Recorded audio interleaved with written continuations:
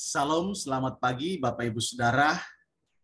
Berjumpa kembali dengan saya Pendeta Yohanes Ratu Eda. Pada kesempatan pagi hari ini saya akan membagikan kebenaran firman Tuhan untuk kita semua. Namun sebelumnya mari kita berdoa, mohon pimpinan Tuhan terlebih dahulu. Kita berdoa. Bapa di surga, kami berterima kasih untuk anugerah-Mu yang sempurna bagi kami. Pagi hari ini kami boleh ada sebagaimana ada. Itu semua karena kemurahan Tuhan buat kami. Dan pagi ini kami rindu untuk dikuatkan, disegarkan, dimotivasi oleh kebenaran firman Tuhan yang akan kami baca dan renungkan pagi ini. Mari Tuhan tolong kami, baik hamba-Mu yang menyampaikan firman-Mu, maupun juga umat Tuhan yang mendengarkannya. Biarlah kami sama-sama diberkati oleh Tuhan. Terima kasih Bapa, terpuji nama-Mu. Dalam nama Tuhan Yesus kami berdoa dan bersyukur. Amin. Bapak Ibu Saudara yang dikasihi oleh Tuhan Yesus Kristus, pembacaan firman Tuhan buat kita pada pagi hari ini terambil dari Injil Lukas pasal 22 ayat yang ke-70. Injil Lukas 22 ayat yang ke-70. Demikian firman Tuhan. Kalau begitu, engkau ini anak Allah. Jawab Yesus, kamu sendiri mengatakan bahwa akulah anak Allah. Demikian firman Tuhan buat kita pada pagi hari ini. Judul renungan kita ialah Engkau ini anak Allah. Engkau ini anak Allah. Nah, Bapak Ibu Saudara yang dikasihi oleh Tuhan Yesus Kristus, pernahkah Bapak Ibu Saudara melihat, menyaksikan atau mengikuti sebuah proses dalam persidangan di pengadilan? Saya percaya mungkin Bapak Ibu Saudara pernah mengamati, mengikuti, menyaksikan bahwa ada banyak pertanyaan yang diajukan oleh hakim yang sifatnya menggiring atau menjebak terdakwa untuk memberikan jawaban yang diinginkan. Jadi kalau kita perhatikan Bapak Ibu Saudara, proses persidangan acap kali para hakim mempertanyakan sebuah pertanyaan kepada terdakwa, dan pertanyaan itu menggiring terdakwa untuk memberikan jawaban seperti yang diinginkan oleh hakim. Itu sebabnya kalau terdakwa itu salah memberi jawaban, maka ia akan mendapat suatu jebakan untuk masuk ke dalam apa yang dipikirkan oleh para hakim, sehingga ia terjebak dan akan menjadi tambah hukumannya. Nah, Bapak Ibu Saudara, situasi yang sama rupanya juga terjadi dalam proses persidangan yang dihadapi dan dialami oleh Yesus dalam konteks Lukas pasal 22 ini. Ya, lawan-lawan Yesus berusaha untuk meminta klarifikasi, penjelasan, ya, apakah Yesus itu benar sebagai Mesias, penyelamat, juru selamat yang telah dijanjikan oleh Allah, yang dinubuatkan melalui para nabi dalam perjanjian lama. Sebagaimana kita baca dalam ayat yang ke-67, bagian A dari Lukas pasal 22. Tetapi Bapak Ibu Saudara, ini bukan pertanyaan yang muncul dari suatu sikap hati para hakim pada saat itu untuk mengetahui lebih jelas tentang identitas pribadi Yesus yang sesungguhnya. Mereka mengajukan pertanyaan itu bukan lahir dari sebuah ketulusan, bukan lahir dari satu keinginan yang besar untuk mengenal Yesus lebih lagi. Tidak.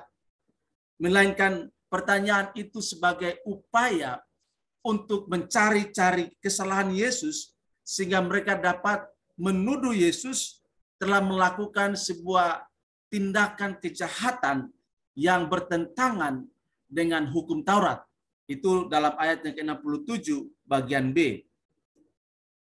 Dan ini menjadi sebuah ironis bagi banyak orang ketika ada di dalam sebuah persidangan. ucapan yang benar, klarifikasi yang jelas berdasarkan data dan fakta, justru dipahami sebagai pernyataan yang ditunggu-tunggu untuk memojokkan, untuk menjatuhkan kesalahan bagi Yesus, bagaimana dalam ayat yang ke-70. Nah, Bapak Ibu Saudara, apakah Yesus menyadari motivasi di balik pertanyaan mereka? Tentu Yesus tahu, ya. Dalam ayat yang ke-67, 68, Lukas 22 itu memberikan informasi yang jelas bagi kita Bapak Ibu Saudara. Dan sekalipun Yesus dijebak dengan pertanyaan-pertanyaan yang berpotensi untuk lawan-lawannya mempunyai data menuduh dan memvonis Yesus telah melakukan satu tindakan kejahatan, tetapi Yesus tetap konsisten menyatakan kebenaran, sekalipun dia harus menanggung resiko dari apa yang dikatakan oleh Yesus sebagai sebuah kebenaran. Nah, Bapak Ibu Saudara, bagaimana relevansinya dengan kehidupan kita hari ini? Ada banyak orang yang masih saja mengeraskan hati, melawan dan mendakwa Yesus. Banyak orang sampai dengan hari ini terus merendahkan Yesus, terus menghina Yesus, terus mengatakan Yesus itu bukan Allah, Yesus itu bukan Tuhan, Yesus itu bukan juru selamat, Yesus itu tidak mati, Yesus itu diserupakan, Yesus itu tidak bangkit, Yesus itu dicuri dan disebarkan informasi yang negatif, yang tidak benar tentang Yesus, dan itu terus dihembuskan oleh lawan-lawan, oleh musuh-musuh Injil sampai dengan hari ini. Nah, Bapak Ibu Saudara, kita juga mengalami situasi-situasi, kondisi-kondisi sulit oleh karena status kita sebagai pengikut Kristus, status kita sebagai orang-orang yang beriman kepada Tuhan Yesus sebagai Tuhan dan Juru Selamat kita secara pribadi. Acap kali kita juga dihadapkan dengan situasi-situasi sulit, dan orang-orang yang tidak senafas, tidak seiman dengan kita juga berusaha untuk menjatuhkan kita, memojokkan kita, merendahkan kita, menghina kita. Bukan saja orang-orang yang tidak seiman dengan kita, bahkan orang-orang yang seiman dengan kita pun berusaha untuk merendahkan kita, menghina kita, dan membuat reputasi kita rusak hanya karena kedagingan, kepentingan mereka yang sesaat, yang tidak sesuai dengan apa yang kita lakukan. Karena yang kita lakukan itu adalah kebenaran. Sering itu terjadi dan kita mengalami kesulitan dalam situasi-situasi seperti itu. Orang-orang berusaha untuk mencari-cari kesalahan dan memakai kesaksian kita sebagai senjata untuk menyerang. Apalagi dengan hadirnya Undang-Undang ITE, Undang-Undang Penistaan Agama. Seringkali itu dipakai untuk membuat kita mengalami kesulitan. Keputusan 3 menteri untuk pendirian rumah ibadah itu juga menjadi satu kesulitan bagi kita sebagai orang percaya, sebagai orang Kristen. Nah, oleh karena itu Bapak Ibu Saudara, kita harus tetap konsisten, hidup dalam kebenaran, berkata-kata tentang kebenaran, menyaksikan kebenaran, dan melakukan kebenaran dalam seluruh area kehidupan kita, dalam semua eksistensi keberadaan kita. Marilah kita berusaha konsisten, berusaha komitmen untuk berkata benar, bersikap benar, dan bertindak benar, sehingga seluruh hidup kita hidup dalam kebenaran. Karena Yesus sudah menjadi contoh, menjadi teladan bagi Anda, bagi saya, bagi kita semua, di tengah-tengah kesulitan, di tengah-tengah kesukaran, di tengah-tengah pressure atau tekanan dari lawan-lawan Yesus pada saat itu. Namun Yesus tetap konsisten menyatakan kebenaran. Apapun resikonya, berapapun harga yang harus dibayar, Yesus tetap konsisten menyatakan kebenaran.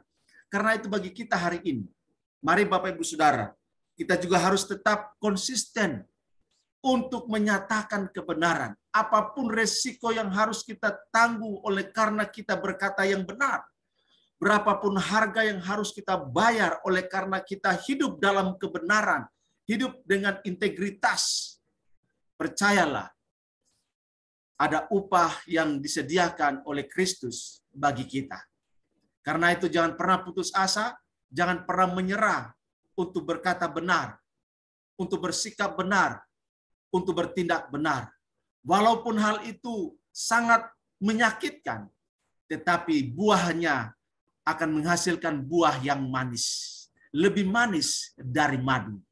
Kiranya Tuhan menolong kita untuk menjadi pribadi-pribadi yang tetap menyatakan kebenaran tentang Yesus adalah Mesias. Dia adalah anak Allah, juru selamat satu-satunya bagi manusia berdosa. Dan Yesuslah satu-satunya jalan, kebenaran, dan hidup. Dan Yesuslah satu-satunya jaminan untuk kita masuk ke dalam kekekalan dalam kerajaan sorga. Tuhan memberkati kita. Amin. Kita berdoa.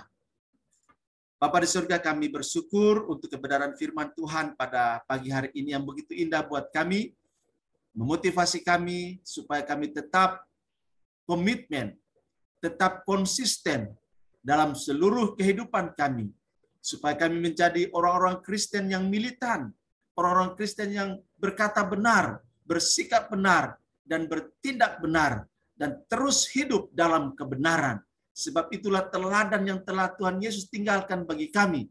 Dan kami sebagai pengikut harus mengikuti teladan Yesus di dalam kehidupan kami. Terima kasih Bapa di surga, tolong kami supaya kami tidak putus asa, tidak menyerah. Namun kami tetap berjuang, tetap berusaha untuk melakukan dan menyatakan kebenaran dalam kehidupan kami. Berkati kami semua ya Tuhan, pimpin kami di sepanjang hari ini, dalam segala hal yang kami kerjakan, kami lakukan. Biarlah semuanya itu dilakukan dalam kebenaran-Mu. Terima kasih Bapa, terpuji nama-Mu. Dalam nama Tuhan Yesus kami berdoa dan bersyukur. Haleluya. Amin. Bapak Ibu Saudara, demikian firman Tuhan yang bisa saya sharingkan bagi Bapak Ibu Saudara di pagi ini. Biarlah Tuhan menolong kita supaya kita bukan saja sebagai pendengar, tetapi juga menjadi pelaku dari kebenaran firman Tuhan. Selamat melanjutkan aktivitas, tetap semangat, jaga kesehatan, andalkan Tuhan Yesus, dan jangan lupa mengucap syukurlah senantiasa. Karena Tuhan itu baik buat kita, sehingga apapun yang terjadi dalam kehidupan kita, itu semua baik adanya. Sampai bertemu dalam live selanjutnya. Tuhan Yesus berkati, dan salam untuk kita semua. Amin.